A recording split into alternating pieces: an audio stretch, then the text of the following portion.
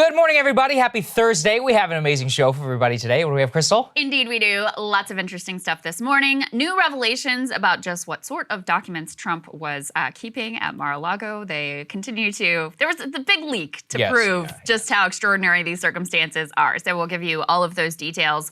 Also, Bill Barr, Trump's former attorney general, who was, by his side through the Russiagate stuff and defended him in a lot of instances when he was attorney general, he is now making some pretty extraordinary comments about just how much evidence there is against Trump, about how he thinks that the DOJ could be close to having enough for an indictment, about also responding to people calling him a rhino, which is kind of preposterous. So we'll play those comments for you as well. Also new developments out of Ukraine. Putin actually going and giving a big speech, some interesting things there. They're buying weapons and sort of refueling and restocking from North Korea. So what does all of that mean?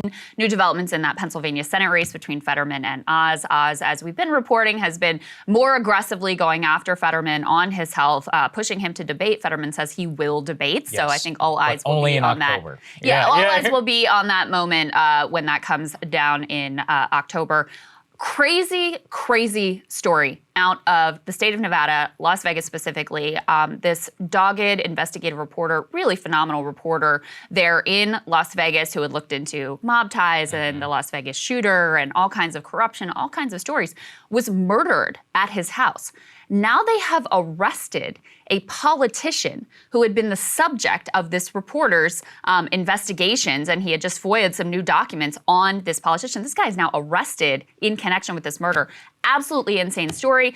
Finally, we've got some developments for Steve Bannon, who has been indicted in the state of New York.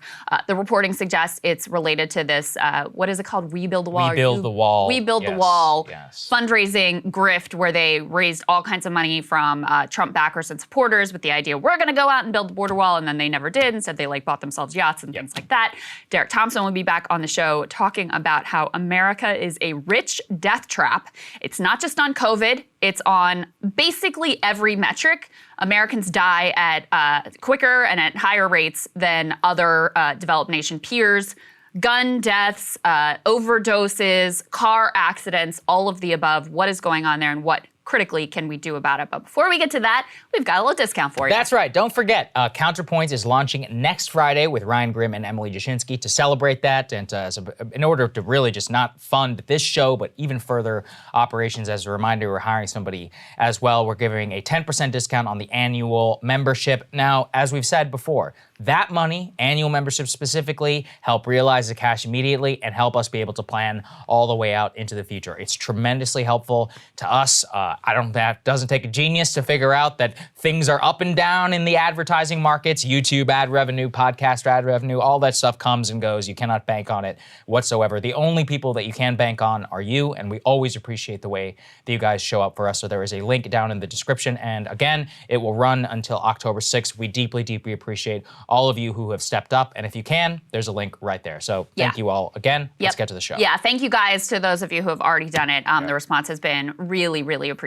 So thank you for that, and make sure if you're able to go ahead and jump on that discount. Okay, let's get to the very latest in the Trump Mar-a-Lago document FBI situation. So last time we spoke, the judge had ruled against the government and had ruled in favor of Trump and said, hey, we're going to go forward with appointing a special master to sort through all of these documents, and kind of, punting on the question of whether a former president can assert executive privilege, but leaving open the door to such a claim. So the government, having taken that law, sort of said, okay, that's fine. How about we leak another little juicy nugget to the press here? And this is pretty eye-opening. Let's go ahead and put this Washington Post report up on the screen.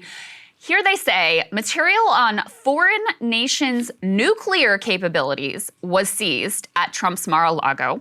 Let me go ahead and read you a little bit of this bombshell report. They say, a document describing a foreign government's military defenses, including its nuclear capabilities, was found by FBI agents who searched former President Donald Trump's residence and private club last month, underscoring concerns among U.S. intelligence officials about classified material stashed at that property. Some of those seized documents detail top-secret U.S. operations so closely guarded that many senior national security officials are kept in the dark about them. Only the president, some members of his cabinet, or a near cabinet level official could authorize other government officials to know details of these special access programs. According to people familiar with the search, documents about such highly classified operations require special clearances on a need-to-know basis. So you can't, it's not just you have top secret clearance. You have to have top secret clearance and then get like special authorization on top of that to be able to view and even know about these documents. They are kept not just in the skiff, but under lock and key inside the skiff. So it's like a skiff inside a skiff. That's how sensitive these documents allegedly are, according to this report. And of course, we had previously, I think Washington Post also had the leak earlier that there was some nuclear related documents here. So now we're getting a little more specificity about exactly what that means. Let's go ahead and put this next piece up on the screen, just underscoring how sensitive these are. This was, part of what made this such an eye-opening revelation, that some seized docs were so closely held only the president, a cabinet or near cabinet level official could authorize others to know. And Saagar, previously they had also reported that some of the FBI agents involved had to get special clearances in order to be able to deal with some of the documents that were seized.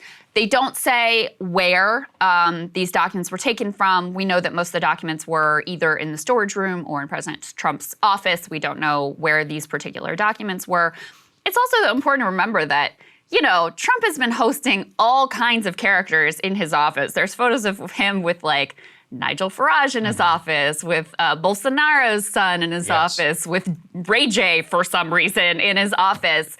So if these sensitive documents were kept there, there have been all kinds of both, domestic national and foreign nationals coming in and out of that office. So that's part of why I guess the FBI and the government felt they needed to take this extraordinary action. Yes. Well, don't forget esteemed characters like Kodak Black as well. I mean, whenever we're talking about nuclear weapons, now that we know it's about a foreign country, it doesn't take a genius to figure out that there's only 9 countries with nukes. Russia, China, the United States, France, the UK, Pakistan, India, Israel, North Korea, and Saudi Arabia, if you believe some reports. Okay, so it involves one of them. My bet, and I continue to believe this, based on everything that you and I had learned and also talked with some people in the know previously, is it still has to involve Russiagate. Now think why. There's also a story that came out last night in Rolling Stone that Trump had told White House team he needed to, quote, protect Russiagate documents, which he called his, quote, evidence of a deep state plot against him. You combine the fact that Tom Fitton is involved over at Judicial Watch, of Russiagate, absolute obsessive. Many of these others who said that Trump wanted and had a deep connection to these, combined also with all of this, not only foreign nuclear capability, but they said programs that are so special that nobody else knew about.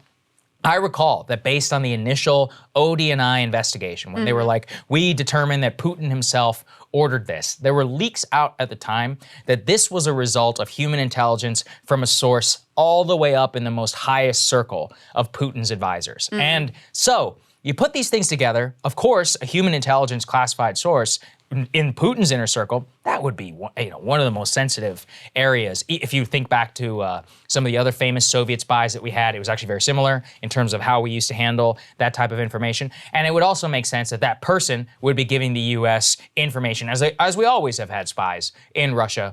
And what we care most about is what their nuclear capabilities, their cruise missiles, and all that are. I'm just speaking, from pure speculation. Yeah. Could be North Korea. Could be Iran too. Wouldn't surprise me if it was North Korea. Trump had a deep obsession with North Korea as well. Yeah, I really don't know. I really don't know. And it's also possible, because there's a lot of documents that were seized. I mean, we're talking about, what was it, hundreds of classified documents, but then thousands of just government documents overall. So it could be some of this is Russiagate related. Some of it we know was like Kim Jong-un's love letters and things that he found special for whatever reason, and wanted to keep as just mementos as his time as president. And so it could be a mix of a lot of different things. I have no idea. It could be related to Saudi. It could be Israel. We also know that there was information there reportedly about Macron's love life, dirt on Macron. So could be France. I mean, I genuinely. See, that I would support declassification. I genuinely don't know. But this is another. What I took from this report, first of all, is okay, this is it was possible that the nuclear documents that had been reported before were actually no big deal. Because you can imagine things that are really, really, really sensitive, and then you can imagine things that are like kind of common knowledge and publicly reported already and not actually that big of a deal. This seems like the government's attempt to once again, to the public, make the case that like, no, these documents were a big deal. This was on the side of super, super, super sensitive, not something that you would just like wave a hand and like, I think I'll just declassify these because I feel like it. Not in that category of thing or things that are subject to overclassification, that these truly were genuinely sensitive, closely held secrets that could only be viewed by the highest level of government officials on a need-to-know only basis.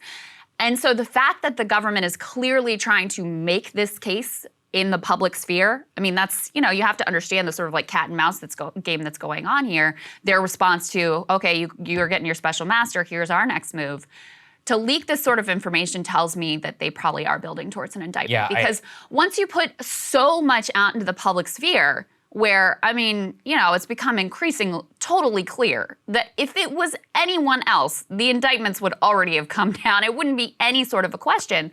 So once you have all of that information out there, how do you not indict him? It creates a big political problem for you on the other side if you do not then go forward with an indictment, given everything that the public knows at this point. Yeah, and we also got some news last night that the FBI wanted to interview Trump's body man and personnel management officer at Mar-a-Lago who followed him on the way out of the White House. Just to give even more color to what you're discussing, there's a specific nuclear classification that refers to, it's like SFRD. So the abbreviation for, quote, formerly restricted data, which does not mean, by the way, that it was no longer classified. That is reserved specifically for the military use of nuclear weapons. And also in the subpoena were 100 plus classified documents in August that were marked HSC, which is a category for highly classified government that refers specifically to human control systems, human being human intelligence. So,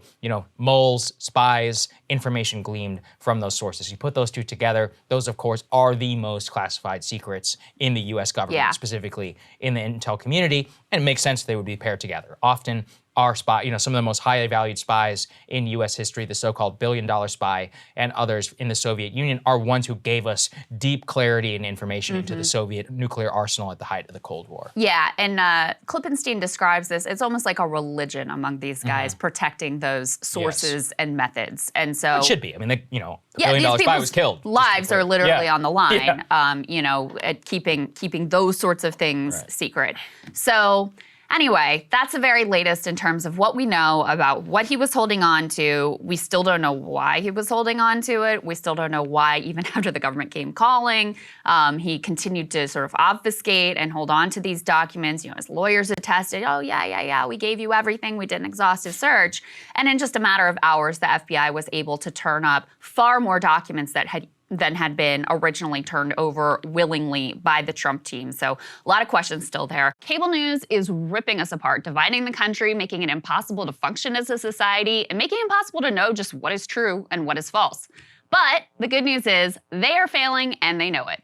That is why we're building something new, a new mainstream, a healthier one, something more trustworthy, something that we are going to need in one of the most pivotal times in American history. We are building up here for the midterms, for the upcoming presidential election, but we need your help. So if you can help us out by becoming a premium member today at breakingpoints.com, we're trying to change America for the better and the entire world. So what are you waiting for, guys? Go to breakingpoints.com and sign up and help us build a new mainstream.